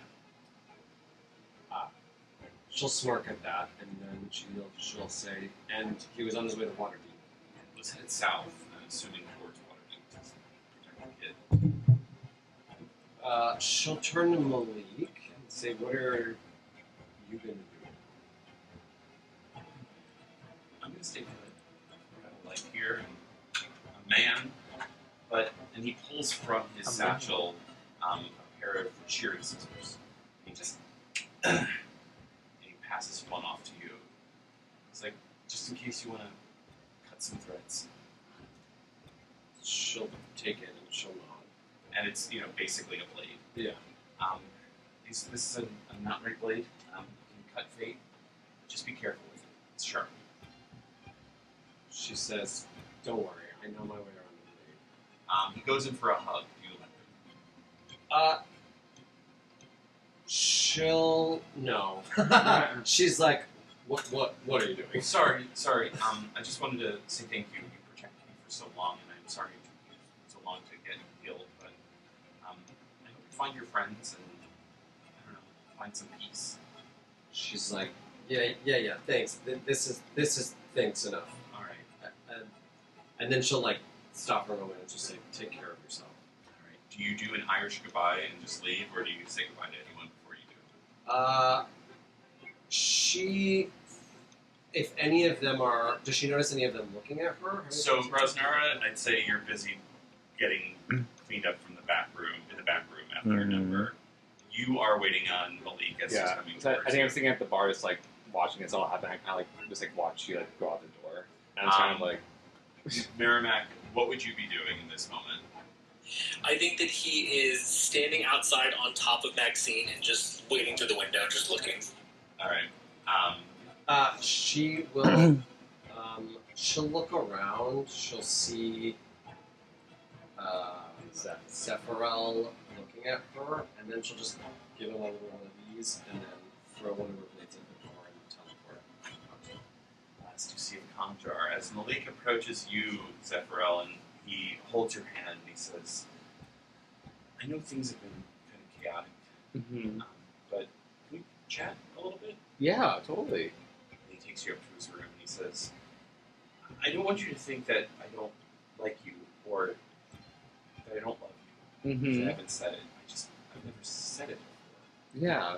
But yeah, I want to make this work. I'm excited about this. Yeah, me too. But I was thinking about something, and I was wondering if you might want to help me with Okay. it.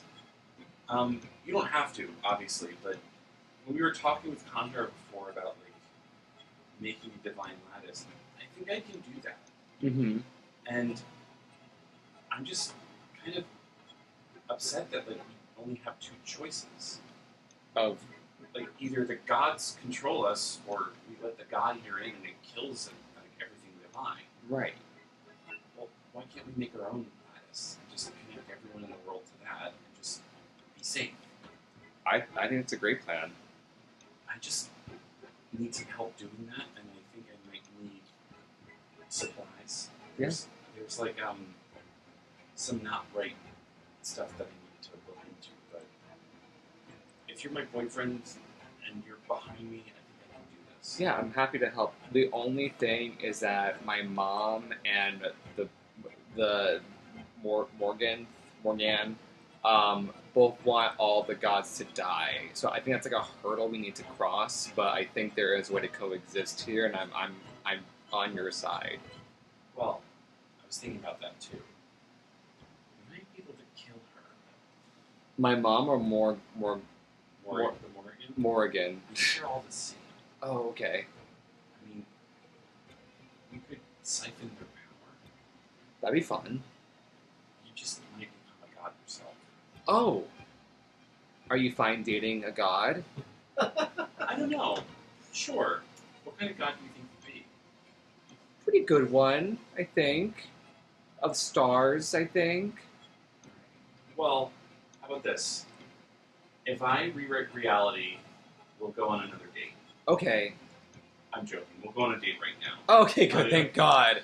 And he leans in for a kiss on the cheek. Okay, thank you. And I'm like, wipe off the blood. I'm like, sorry. It's the whole You're thing. right. And he just pulls you in for a on the mouth. Oh. Yes, it's a very lovely evening. You can decide what you want to do with Malik, but I think we just cuddle. Yes. Doria's officially moved in. She's going to be helping with repairs.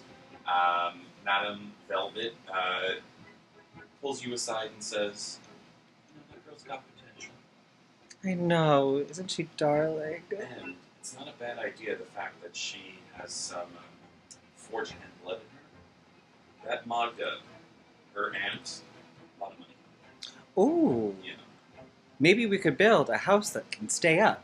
let's do that. Let's talk. So train her. She's got to be a quality queen. You know what? We have yet to have a bio queen. Kids are loving that these days. All about the pronouns. I'm loving it. You know what? She'll fit right in. Right. We'll put her with Butter for a little bit. Yeah. Where is Butter? And cut to Butter doing her stand-up act as a boy. Mhm. But Madame Velvet says, "Still call me Grandma." Oh, I could never. Exactly. How does mommy work? Mimi. We'll workshop that. And then Merrimack, Maxine pulls you aside and says, "You know, I think I found Fitzwick's shop that you were talking about. You want to go check it out?" Think I'm ready, yes. So you ride off into the night, going towards your uncle's shop. And that's where we're going to end it. If I had a nickel. All right, good job, everyone. Khanjar, you have been successfully healed from your severing, and the Morrigan let you go. She's Oh. you get the sense that it's just like this terrible woman that haunted you your entire life is just a pitiful little thing. It's kind of like sad, but also funny at the same time. And you're off to go find your old friend Bryn. There she goes. You guys all take a long rest and level up. Yeah! Whoa! Does Uh, Khanjar level? Yeah, Khanjar Oh my god! So level up, and then we shall see what these schools get up to next week. So thank you, everyone. Sorry for the technical difficulties.